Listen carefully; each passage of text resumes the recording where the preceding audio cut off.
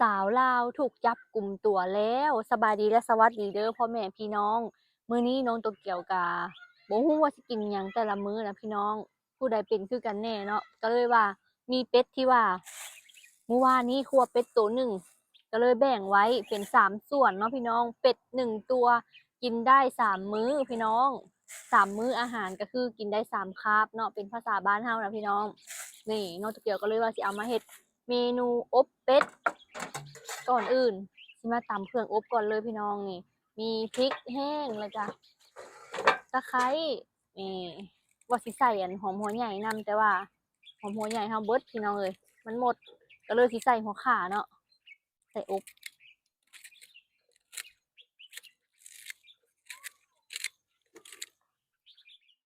ใส่ผงนัวลงไปแล้วก็ใส่รสดีพี่น้องมาดูอังเปาเล่นมายากลนะคะทุกคนเฮาพากันตัดขนให้อังเปาเรียบร้อยแล้วเด้อพี่น้องเอาหนุ่งอังเปาไปเปาไปหาหนุ่งเร็วเร็ว ไม่ครับหนุ่มจะญาติผมครับเปามีแต่คนถามหาอังเปาแล้วพี่น้องเปิ่นพี่น้องอังเปานี่เลยอังเปากับจับตัดขนพี่น้องเลยก็ใส่เสื้อกันหนาวตำหัวสิไข่ให้เละแล้วก็เสียเอาอันพริกแห้งมาลงมาตำใส่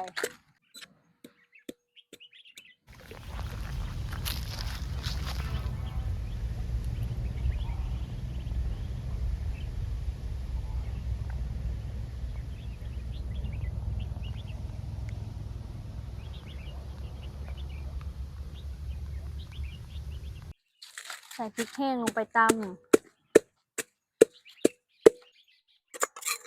มาลงมือเห็ดอบเป็ดกันเลยใส่หัวสีไข่ที่เฮาตำลงไปเลยพี่น้องนี่เฮาสิบ่ใส่น้ำมันเด้อเฮาสิใส่น้ำพี่น้องเราจะผัดใส่น้ำก่อนขั่วใส่น้ำก่อนพี่น้องนี่ก็คือเป็ดที่เฮาแช่ช่องฟิตไว้เนาะนี่ขั่วให้เป็ดละลายให้เป็ดสมัดก่อน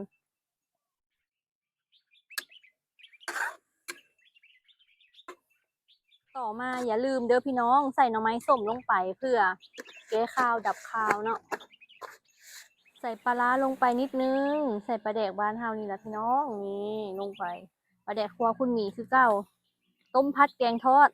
ตำใส่ปลาร้าคุณหมีเท่านั้นพี่น้องทุกเมนูคือแซ่บนี่ว่าหอมเลยใส่ปลาร้าลงไปหอมขนาด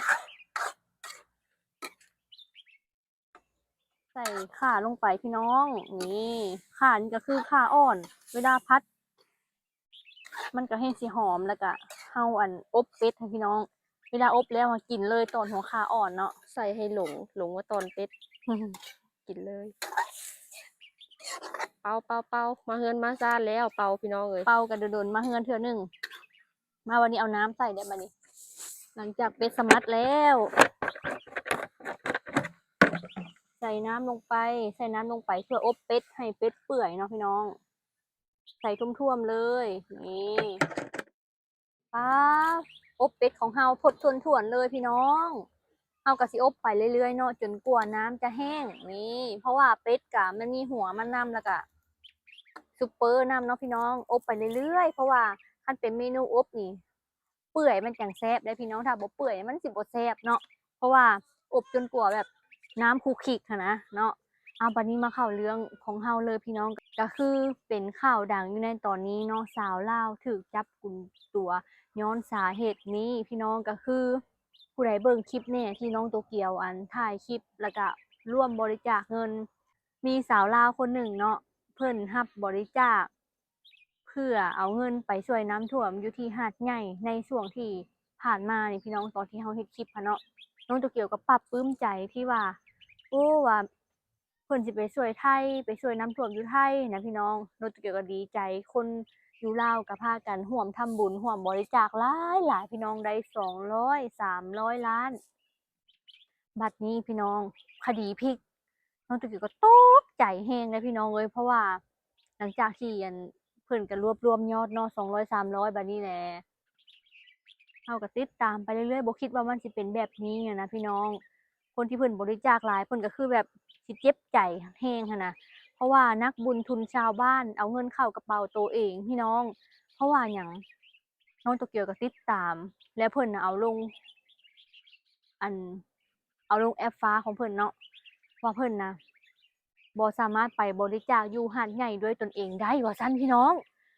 อันนี้เฟซบุ๊กของเพิ่นเอาลงได้ตอนที่ยังบ่จับกุมตัวแล้วก็เพิ่นน่ะเอารูปลงบัดนี้เอารูปลงว่าไปช่วยเหลือแล้วเด้ออันอยู่ไทยหาดใหญ่ว่าพี่น้องไปช่วยอยู่หาดใหญ่ไทยแล้วเด้อคือเอะใจตั้งแต่ตอนแรกแล้วคือเพิ่นน่ะรับบริจาคแล้วเพิ่นพิมพ์บ่ถูกตอนช่วงรับบริจาคก็คือเพิ่นว่า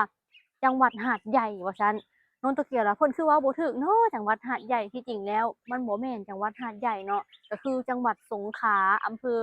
ภอหาดใหญ่แม่นบ่พี่น้องแม่นบ่โหน่งอำเภอหาดใหญ่เนาะแต่เพิ่นละเว้าจังหวัดหาดใหญ่นนทเกียวก็สิเชื่อถือได้บ่หันนะเอ้าว่าเห็นคนบริจาคไปหลายเพราะว่าเพิ่นก็รับมาหลายเคสแล้วนะพี่น้องแต่ว่าเป็นเคสที่ว่าสั่วอยู่ลาวบัดนี้อันก่อนหน้านั้นก็มีประเด็นได้คนผู้นี้น่ะ มีประเด็นว่าไปช่วยเด็กน้อยที่ถูกรุมตีเสียชีวิตหั้นนะและคนร่วมบริจาคหลายแฮงและเงินน่ะเขาว่ามันบ่ฮอดผู้ที่เสียชีวิต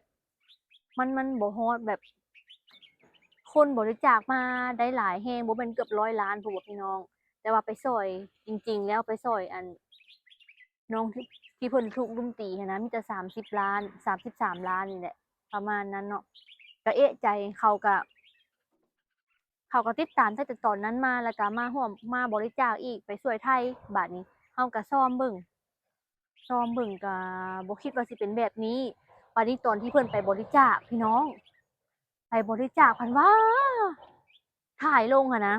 เป็นรถตู้คันเดียวที่ว่าไปบริจาคอยู่หาดใหญ่มีหมอนหมูนนี่นะพี่น้องหมอนแล้วก็หมอนก่ายมีบ่มีแต่หมอนเนาะหมอนหมูนนี่พี่น้องแล้วก็ คือว่าเห็นแต่หมอนหมูนั่นแหละรถตู้คันเดียวที่เพิ่นถ่ายลงเนาะตะเกียวก็เอะใจว่าเอ้าเงินบริจาคตั้งหลาย200-300ล้านตอนนี้คือยังบ่ฮู้ว่าสิจับกุมตัวเพิ่นได้คือบริจาคส่ำนี้เนาะตะเกียวคิดว่าหั้นนะคือบริจาคน้อยแท้คือบ่มีข้าวสารอาหารแห้งบ่มีเสื้อผ้าบ่มีผ้าห่มหยังเลยเพราะว่าตอนที่รับบริจาคเพิ่นว่าเอาไปซื้อหมอนผ้าห่มข้าวสารอาหารแห้งพี่น้อง บัดไปบริจาคอาลีเพิ่นว่ามีแต่หมอนแล้วรถตู้คันเดียวรถตู้15บ่นั่งนะพี่น้องถ่ายลงมันก็เกี่ยวกับโอ้คือเป็นแนวนี้นะแล้วก็ติดตามไปเรื่อยๆเพราะว่าเป็นข่าวอันนำจับสาวลาวที่รับบริจาคนักบุญทุนชาวบ้านพี่น้องแล้วก็ตอนนี้เพิ่นว่าจับกุมตัวได้แล้วพี่น้องเอ้ยแบบใช้ชีวิตหรูหราแรงอืมอันนี้แหละเนาะเพิ่นว่ากรรมนำทันพี่น้อง แม่ว่าเอาเงินที่เขาบริจาคไปแล้วเอาไปกินเอาไปใช้ชีวิตหรูหราหั้นนะบ่น่าเชื่อว่าสิเป็นแบบนี้นะพี่น้องแบบบ่คิดเลยคนที่เพิ่นบริจาคไปหลายเพิ่นแฮงสิแบบเสียใจบริจาคไปแล้วก็บ่ฮอดทั้งที่คนบริจาคนะเพิ่นตั้งใจที่ว่าอยากไปช่วยเหลือแต่เฮาน่ะมีจิตใจอยากช่วยเหลือค่ะเฮาหาได้บุญอยู่แล้วพี่น้องแต่ว่าเงินมันบ่ฮอด ก็ให้กรรมมันไปตกอยู่คนที่เอาไปกินซะเนาะพี่น้องถือว่าจักสิว่าแนวใดเลยเสียใจเด้อพี่น้องเอ้ยที่ว่ามันเป็นแบบนี้เพราะว่าความตั้งใจของเฮามันไปบ่ฮอดฝั่งไทยหั้นนะก็เสียใจแล้วก็ตอนนี้เพิ่นจับกุมตัวได้แล้วก็ดีใจทำอิฐคิดว่าสิจับบ่ได้เด้ย้านเพิ่นหนีไปต่างประเทศเพราะว่ามันบ่แม่นเคสเดียวที่เพิ่นเอาเงินบริจาคไปหั้นนะพี่น้อง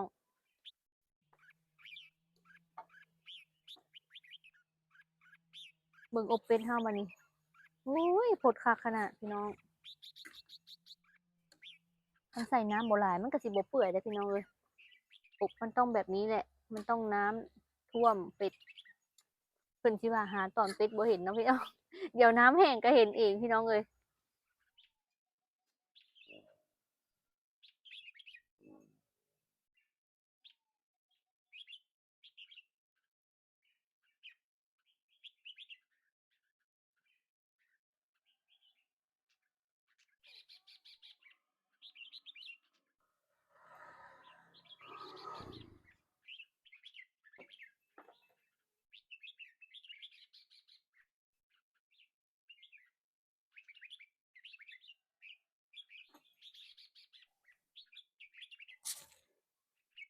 มาเบิ่งอบเป็ดของเฮาพี่น้องป๊าดน้ำแห้งแล้วพี่น้องเบิ่งพอดีเลยซ้ำนี่ว้าหอมขนาดเลยหอม สมุนไพรหอมหัวขิงไข่พี่น้องหอมหัวข่าแบบนี้แหละอบเป็ดนะพี่น้อง ให้เยอะๆเลยวันนี้ให้เครื่องนะไม่ใช่ตอนเป็ดหอมขนาดเลยพี่น้องผมอาหารแรงเฮามื้อนี้เนาะเรียบร้อยแล้วแซ่บคือเก่ามื้อนี้ก็ได้พี่น้อง เอาวันนี้ก็ค่ำมืดแล้วเนาะก็สิให้นงน้อยเอาข้าวเอาน้ำเมื่อส่งแม่อยู่เฮือนพี่สาวพุ่นละพี่น้องเอ้ยสำหรับคลิปนี้ฝากพ่อแม่พี่น้องกดไลค์กดติดตามกดแชร์เด้อและที่สำคัญบอกกดคำโฆษณาเด้อเพื่อเป็นกำลังใจแล้วก็เพื่อสนับสนุนให้เฮามีรายได้สู่ต่อไปเนาะพี่น้องช่วงนี้ก็ล่อยหลอ